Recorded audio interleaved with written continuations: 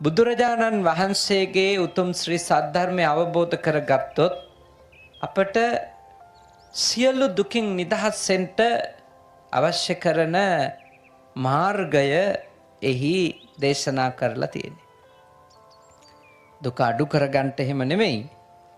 දුකින් සම්පූර්ණයෙන්ම නිදහස්සෙන්ට අවශ්‍ය කරන පාර තථාගත දේශනාවේ තියෙනවා. අවාසනාවකට ඒ මාර්ගය නිවැරදි බව අපි පිළිගත්තත් ඒ මාර්ගයේ තිබෙන යහපත් බව ගැන අපිට ලොකු අගයක් තිබුණත් ඒ මාර්ගය පිළිපදින පිරිස බොහෝම සල්පයි. ඊටාම සල්පයි. මොකද හේතුව? තථාගත දේශනාව පිළිපදිනකොට අපේ තියෙන සමහර මනෝභාවයන් දුරු වෙලා යනවා, දුරු කර ගන්නටම සිද්ධ වෙනවා. දේවල් අතහැරෙන එක අසහනයක් අපිට. කොච්චර පිච්චෙන එකක වුණත් කැමති තව ටිකක් හරි ඉඳලා බලන්නද නැද්ද? ඉඳලා බලන්න.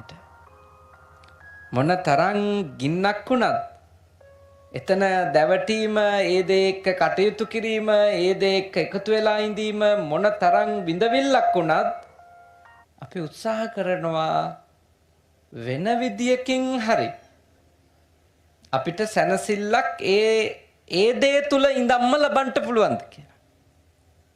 ඒ හින්දා මේ ලෝකයේ මිනිස්සු බුදුරජාණන් වහන්සේ වදාළ මාර්ගය බොහෝම යහපත් බව පිළිගත්තත් එහි පුහුණු වෙන්න දක්වන උද්‍යෝගය නම් ඊටාම අඩුයි. අප්පකාතේ මනුස්සේසු යේ ජනා පාරගාමිනෝ.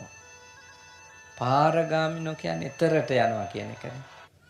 එතරට යන, පරතරට යන පිරිස අල්පයි. අතායන් ඊතරා පජා තීරමේවානුධාවති. කියන්නේ ගඟෙන් එතර වෙන පිරිස පොඩ්ඩයි, අනිත් අය එතර හොඳ බව පිළිගනිමින් මොකද කරන්නේ? මෙතරම ඉන්නවා. නිවන අවශ්‍ය බව මේ හැමෝම පිළිගන්නවද නැද්ද? පිළිගන්නවා. නිවන් දැක්කොත් තමයි ප්‍රශ්නේ ඉවර කියලත් හොඳට පිළිගන්නවා. ඒක නෙමෙයි දකුණු පළාතේ විශේෂ ලක්ෂණයක් නේ. බුදුරජාණන් වහන්සේ කියනකොටම සාදු කියනවද නැද්ද? සාදු පුදුම ගෞරවයකුත් තියෙනවා. පුදුම ගෞරවයකුත් තියෙනවා. එහෙම පිළිගන්නවා. ඒ ගැන කිසි සැකයක් නැහැ. ඒ පිළිගත්තත්, ඒ විශ්වාස කරත් එහි පුහුණු වෙන පිරිස ඊටාම සල්පයි. ඒ හින්දා තමයි තවමත් මේ ලෝකේ මිනිස්සු දුක් විඳින්නේ. මහා දුක් තිබුණත් අල්ප ආස්වාදයෙහි ඇලිලා ඉන්න අපි කැමතියි. මහා දුක් තිබුණා.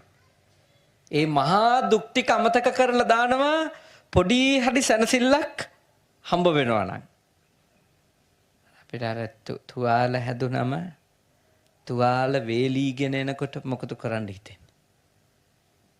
කසන්න හිතෙනවා නේද? තුවාලේ වේලීගෙන එනකොට කසන්න හිතෙනවා. ඉතින් අපි අහක බලාගෙන හිමින් තුවාලේ කසනවා. සනීපයිද නැත්? හරි සනීපයි. එහෙම කසනකොට සුවයි. හැබැයි ටික වෙලාවක් යනකොට අර වේලීගෙන ආපු එකේ කබළු ගැලවිලා ලේ වැක්කරෙන්න දැවිල්ල හැට ගන්න පටන් ගන්නවා. ඔන්න එතකොට නම් අපි හිතා ගන්නවා ආයෙ නම් අත තියන්නේ මේකට කියලා. පුදුම කරුමේ කියන්නේ ආයෙත් වේලෙනකොට අර කලින් වෙච්ච එක අමතකයි. ආයෙත් කසනවා. ඒ තමයි මනුෂ්‍යයාගේ ස්වභාවය. ඒ අල්ප ආස්වාදයේ ඉන්න මනුෂ්‍ය වර්ගය කැමති.